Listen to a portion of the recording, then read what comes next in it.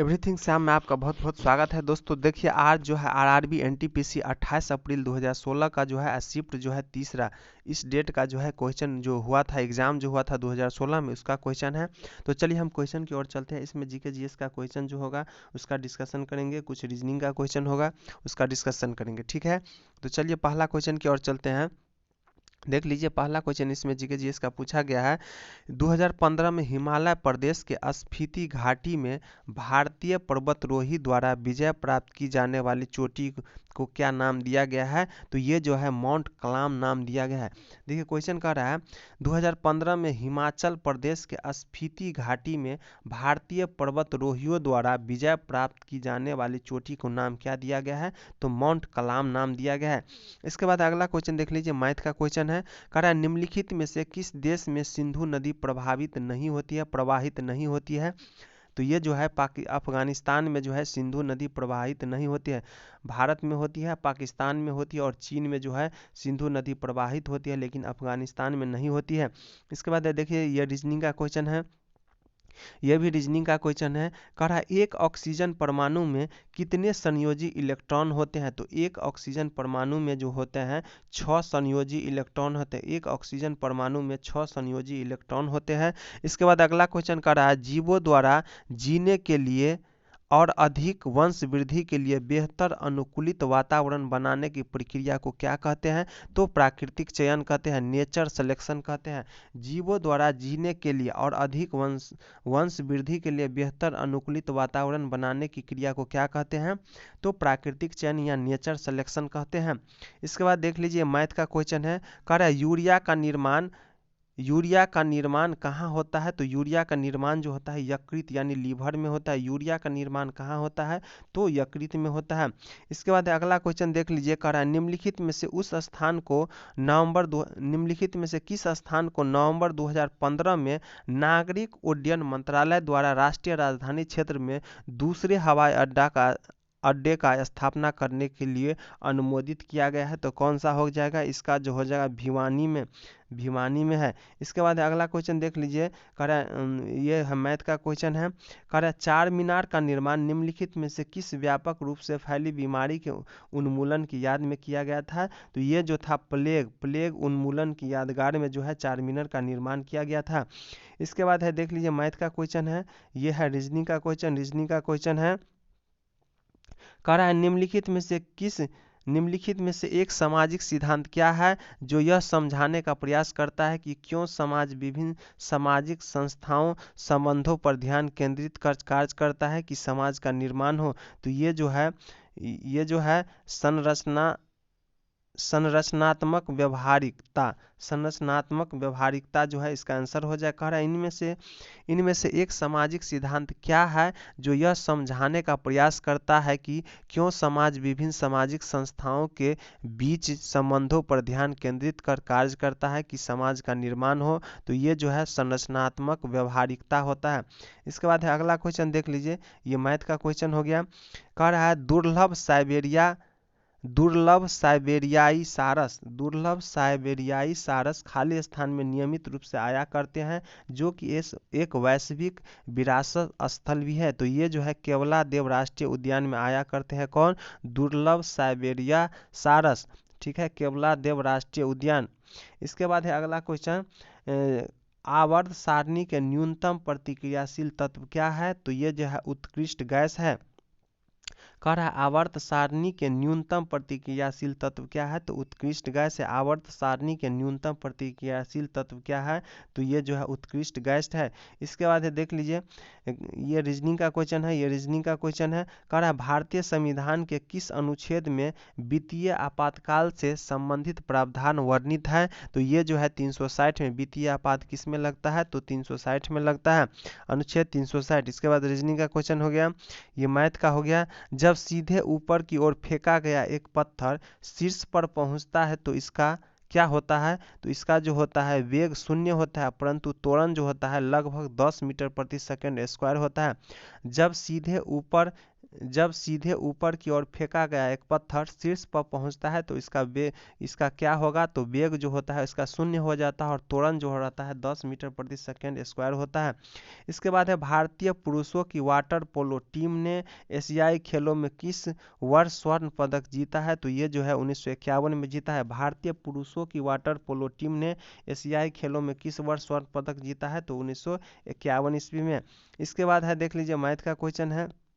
Math का question है, कह रहा है निम्नलिखित में से किसे बीसीसीआई के नीति अधिकारी के रूप में नियुक्त किया गया है, तो ये जो है किसको नियुक्त किया गया है, तो न्यायाधीश एपी शाह को।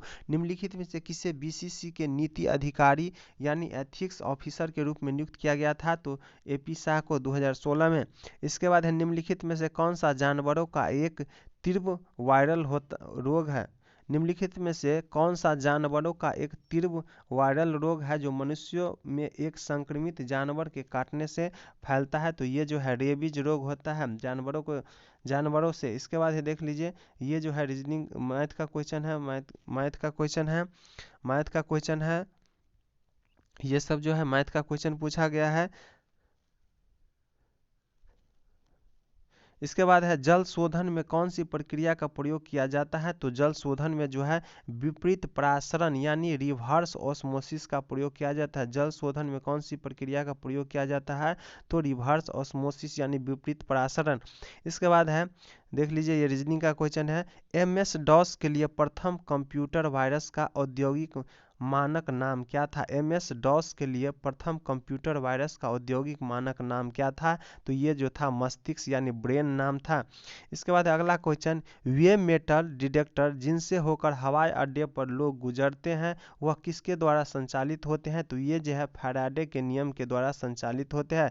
कह रहा है वे मेटल डिटेक्टर जिससे होकर हवाई अड्डे पर लोग गुजरते हैं वे किसके द्वारा संचालित होते हैं, तो ये जो है फ्राइडे के नियम के अनुसार संचालित होते हैं। इसके बाद है परमाणु बम का आविष्कार करने वाली टीम का हिस्सा निम्नलिखित में से कौन से थे, तो ये जो थे जूलियस ओपेनहीमर जो थे परमाणु बम के निर्माण करने वाले टीम का एक हिस्सा थे। परमाणु बम का आविष्कार करने वाली टीम का हिस्सा निम्नलिखित में से कौन थे, तो जूलियस ओपेनहीमर परमाणु बम में। इसके बाद है देख लीजिए मैथ का क्वेश्चन है, रीजनिंग का क्वेश्चन है, अंतर्राष्ट्रीय सौर गठबंधन जिसके द्वारा लॉन्च किया गया, अंतर्राष्ट्रीय सौर गठबंधन किसके द्वारा लॉन्च किया गया था, तो ये जो है नरेंद्र मोदी के द्वारा अंतर्राष्ट्रीय सौर गठबंधन लॉन्च किया गया था। इसके बाद इसरो द्वारा निर्मित पहला विशिष्ट मौसम उपग्रह मेटसेट क्या है, तो मेटसेट जो है भू समकालिक उपग्रह है। इसरो द्वारा निर्मित पहला विशिष्ट मौसम उपग्रह मेटसेट क्या है, तो भू समकालीन उपग्रह है। इसके बाद अगला क्वेश्चन देख लीजिए, अगला क्वेश्चन पूछा है देख लीजिए, इसमें जो ऑप्शन था पहला था भू समकालीन उपग्रह, दूसरा है पृथ्वी की निचली कक्षा में रहने वाला उपग्रह, तीसरा है ध्रुवीय कक्षा उपग्रह और चौथा है डीप स्पेस प्रोब सैटेलाइट, तो इसमें जो आंसर था भू समकालीन उपग्रह। इसके बाद अगला क्वेश्चन देख लीजिए, इस सब रीजनिंग का क्वेश्चन है, भारत में स्पेस एप्लीकेशन सेंटर यानी सार्स कहाँ स्थित है, तो सार्स जो है अहमदाबाद में स्थित है। भारत में स्पेस एप्लीकेशन सेंटर यानी सार्स कहाँ स्थित है, तो ये जो है अहमदाबाद में स्थित है सार्स। इसके बाद है देख लीजिए मैथ का क्वेश्चन हो गया, प्रधानमंत्री नरेंद्र मोदी ने नवंबर 2015 में अपने ब्रिटेन की यात्रा के दौरान किस भारतीय दार्शनिक और सुधारक की प्रतिमा का अनावरण किया था, तो ठीक है, तो ये जो किया था बसवेश्वर की प्रतिमा का अनावरण किया था, कहाँ पे, तो ब्रिटेन में। इसके बाद है देख लीजिए चोल राजवंश के अंतिम शासक कौन थे, तो चोल राजवंश के अंतिम शासक जो थे राजेंद्र तृतीय थे। चोल वंश के अंतिम शासक कौन थे, तो राजेंद्र तृतीय थे। चोल वंश के अंतिम शासक राजेंद्र तृतीय थे। इसके बाद अगला क्वेश्चन देख लीजिए, ये सब रीजनिंग का क्वेश्चन है, ये मैथ का क्वेश्चन हो गया, पोलियो वैक्सीन की खोज किसके द्वारा की गई है, तो ये जो है जोनाल्ड साल्क के द्वारा जो है पोलियो वैक्सीन की खोज की गई है। इसके बाद अगला क्वेश्चन देख लीजिए, ये रीजनिंग का क्वेश्चन है, ये रीजनिंग का क्वेश्चन है, भौतिकी एवं रासायनिक विज्ञान में 2 बार नोबेल पुरस्कार जीतने वाली एकमात्र महिला कौन थी, तो ये जो थी मैडम क्यूरी थी, रेडियम की खोज की है। इसके बाद देख लिए टेम्परेचर का संबंध थर्मामीटर से है, तो सोलर रेडिएशन का संबंध किससे हो जाएगा, तो थर्मोपाइल पायरोमीटर से हो जाएगा। टेम्परेचर का संबंध थर्मामीटर से होता है, तो सोलर रेडिएशन का जो संबंध होता है हो जाएगा थर्मोपाइल पायरोनोमीटर, थर्मोपाइल पायरोनोमीटर से हो जाएगा। इसके बाद है दुनिया का पहला कृत्रिम उपग्रह जो 83.6 किलोग्राम के एक बीच बॉल के आकार का था, किसके द्वारा लॉन्च किया गया था, तो ये जो है सोवियत संघ यानी रूस के द्वारा लॉन्च किया गया था। दुनिया का पहला कृत्रिम उपग्रह जो 83.6 किलोग्राम का एक बीच बॉल के आकार का था, किसके द्वारा लॉन्च किया गया था, तो सोवियत संघ के द्वारा।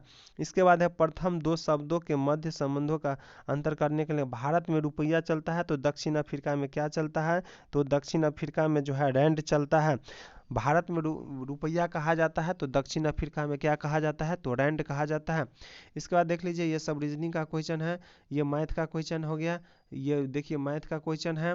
इसके बाद है ये भी मैथ का क्वेश्चन है, इंग्लिश चैनल को तैर कर पार करने वाली पहली भारतीय महिला कौन बनी है, तो ये जो है आरती शाह। इंग्लिश चैनल को तैर कर पार करने वाली पहली भारतीय महिला कौन है, तो आरती शाह है। इसके बाद है अगला क्वेश्चन, 5 ओम प्रतिरोध वाले एक परिपथ में यदि धारा में वृद्धि होती है तो वोल्टेज क्या होगा, तो धारा में अगर वृद्धि होगी तो वोल्टेज क्या हो जाएगा, वोल्टेज भी बढ़ जाएगा। कह रहा है 5 ओम प्रतिरोध वाले एक परिपथ में यदि धारा में वृद्धि होती है तो वोल्टेज क्या हो जाएगा, बढ़ जाएगा।